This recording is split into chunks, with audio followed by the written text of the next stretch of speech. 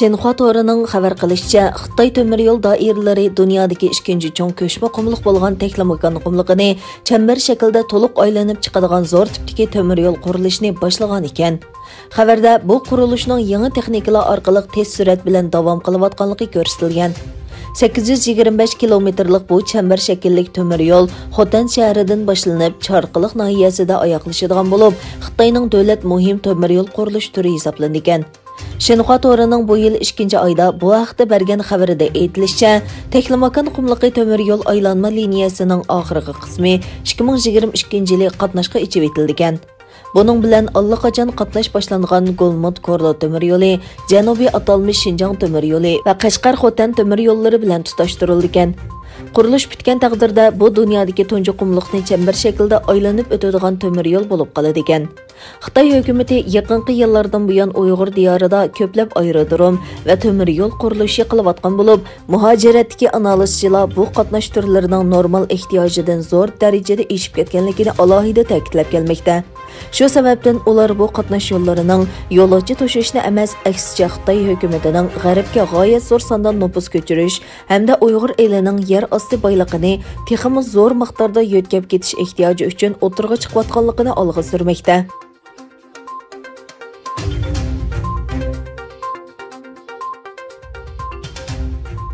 Avstraliya davlatlik Zaytun top komandasining sobiq topchisi, Yangi Zelandiyalik tanharakatchi Sony Bill Williams yaqinda Xitoy hukumatining Uyg'urlarni qirg'in qilayotganligini keskin tanqidlab, Beyjingda o'tkazilmoqchi bo'lgan 2022 yillik qishliq olimpik musobaqasini boykot qilish chaqiriqini o'tirg'a qo'ygan. Sony Williams ilgari 2 qatim dunyo chempioni bo'lgan komanda a'zosi sifatida chempionlik medali olgan bo'lib, hozirgacha jami 7 maydon musobaqaga tushgan bo'lib, texi yengilib boqmagan ekan. U o'tgan hafta yangi liniya aqllar markazi e'lon qilgan Uyg'ur qirg'inchiligi haqidagi maxsus dokladni ko'rgandan keyin bek g'azablangan. Buning bilan u tantarbiya sohasidagilarni 2022 yillik Beyjing qishliq olimpik musobaqasini boykot qilishga da'vat qilgan. U yana 21-asrda irqiy qirg'inchilikning yangiboshdan o'tirg'a chiqishini to'sishda hamma insonning bir kishilik majburiyati borligini ta'kidlagan.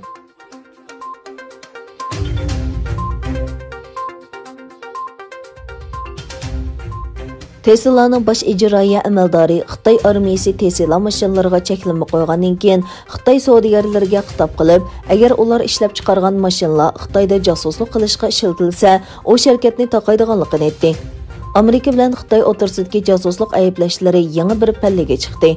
Amerikaning yuqori texnikalik kashfiyotchisi va korxonachisi, elektronlik mashina ishlab chiqaruvchi Tesla'ning qurg'uvchisi va bosh ijroiya amaldori Elon Musk Tesla'ning Xitoyda josuslik qilganligi to'g'risidagi ayblashni rad qildi.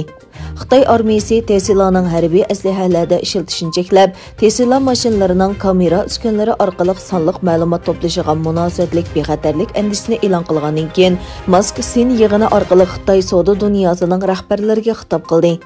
Tesla'ning bosh ijroiya amaldori agar ularning mashinalari Xitoyga qarshi josuslik qilishga ishlatilgan bo'lsa, shirkatni taqaydiganligini aytdi.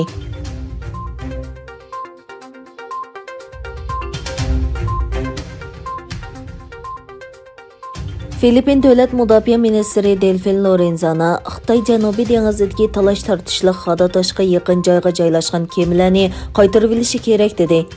Lorenzana Xitoyga tava paraxotlarning mavjudligining rayonni harbiylashtirish ro'shan va ig'vogarchilik harakati ekanligini bayon qilib, ularning egilik huquqini qo'g'dashdagi qat'iyligini ta'kidladi. Lorenzana Xitoyning Filippinning dengiz okean huquqiga daxl-taruz qilayotganligini bayon qilib mundaq dedi.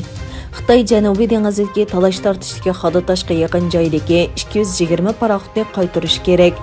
G'arbiy Filippin dengizi davlatlik xizmat atirti e'lon qilgan bayonotida 7 mart Janubiy Xitoy dengizidagi talash tortishli Xadatoshning atrofida 220 Xitoy paraxotining to'xtatib qo'yilganligi bildirilgan.